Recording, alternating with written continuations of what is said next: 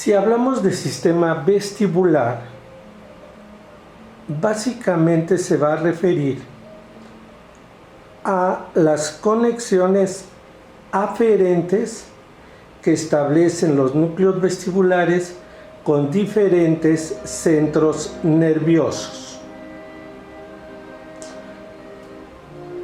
Por supuesto que hay toda una serie de conexiones eferentes, vamos a mencionar algunas en este momento, pero la mayor parte se estudiarán en sistema motor extrapiramidal.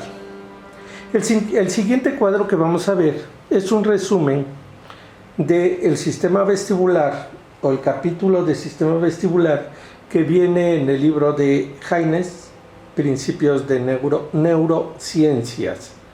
Les recomiendo que lean el capítulo para entender dicho cuadro.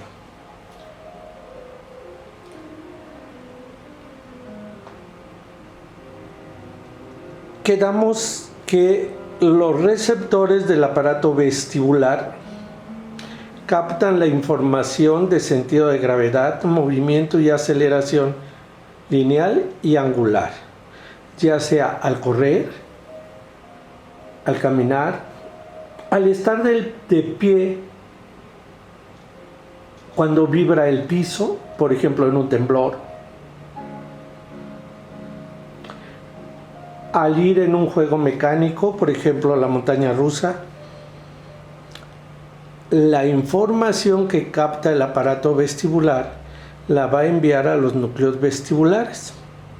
Y si nos damos cuenta, estos núcleos establecen infinidad de conexiones con diferentes centros, al grado que un síndrome vestibular me puede dar sintomatología muy similar, por ejemplo, a la de un infarto, a veces incluso a un EBC. Sintomatología similar. ¿Por qué? Pues porque los núcleos vestibulares van a establecer infinidad de conexiones. Vamos a ver algunas.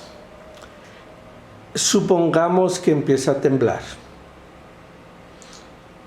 El aparato vestibular se activa, las neuronas aferentes somáticas especiales de la rama vestibular del octavo, que tienen su cuerpo en el ganglio vestibular o de Scarpa, mandan la información a los núcleos vestibulares. Y estos inmediatamente van a enviar la información a tálamo, al grupo nuclear posterior, y de ahí hacia el área 312, en especial el área 2. ¿Para qué? Para percibir ese movimiento y prepararnos, darnos información donde estamos situados. Al mismo tiempo, enviamos la información al núcleo ventral posterolateral. De aquí pasamos nuevamente al área 312, aquí lo ven, una zona de ellas, el área 3, y la información inmediatamente es enviada al área 4, al área motora principal. ¿Para qué? Para la integración del control motor corporal. No me caigo, me sostengo, mantengo un equilibrio. Percibo que el suelo se está moviendo. Mantengo a través de estas dos el equilibrio al correr, al caminar, etc. Por supuesto, quedamos que la corteza del arquicerebelo, a través de sus conexiones eferentes, va a establecer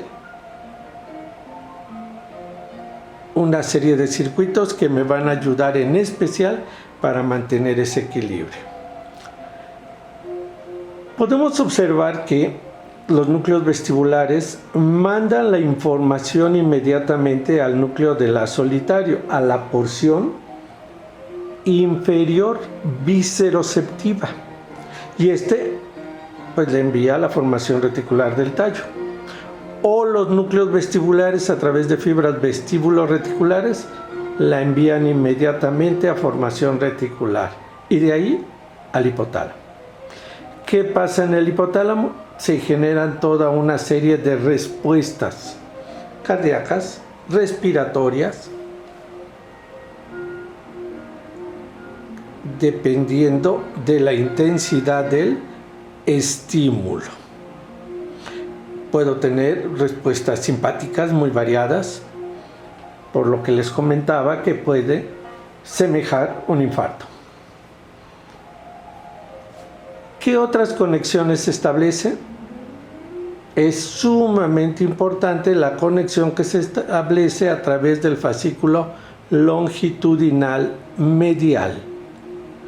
Este es un conjunto de fibras ascendentes que van a establecer conexiones importantes con los núcleos oculomotores, el núcleo motor del 3, del 4 y del 6, en forma contralateral.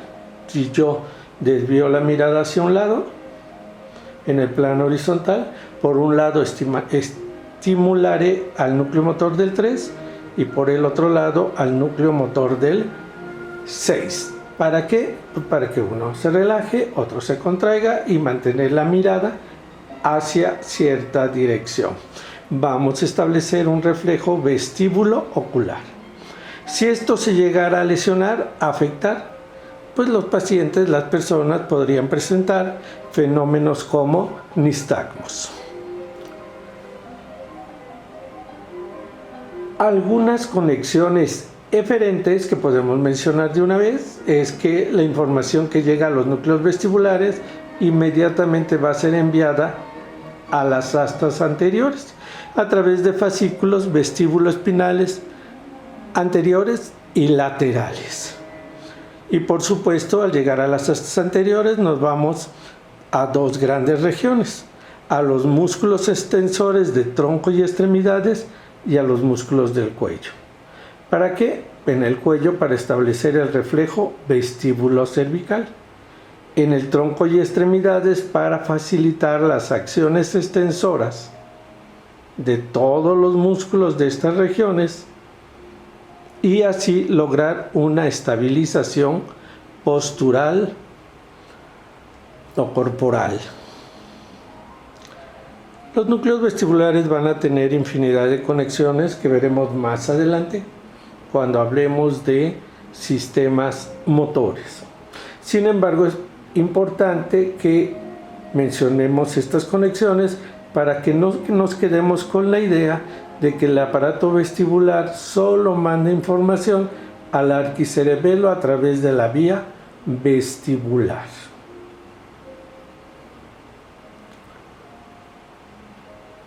Con los temas que vienen en su programa y con sus libros, ustedes podrán intentar comprender mucho mejor lo que es el sistema vestibular.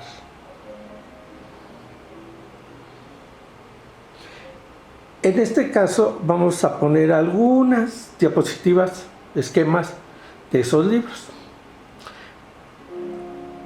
Aquí observamos a los núcleos vestibulares y vean cómo hay neuronas que salen de ellos al núcleo motor ocular externo, oculomotor del 6 o del 3, y establecemos movimientos en el sentido en que rotemos nuestra cabeza.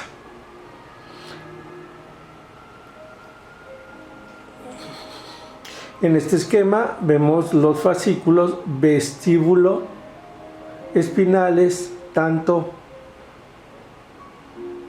medial como lateral. Y claro, estos fascículos van a ir a terminar a las neuronas del asta anterior, a las grandes motoneuronas. Observemos aquí algunas de las conexiones que establecemos vestíbulo-talámicas hacia los diferentes grupos talámicos y de ahí a la corteza cerebral. Aquí vemos los fascículos, el fascículo longitudinal medial estableciendo conexiones con los núcleos oculomotores. Por supuesto, el área oculogira y las áreas visuales, sobre todo asociativas, van a mandar de regreso neuronas a los diferentes núcleos para un mejor control visual o del movimiento visual. La que vimos hace un rato, ¿verdad? La vía vestibular hacia el núcleo fastigiado.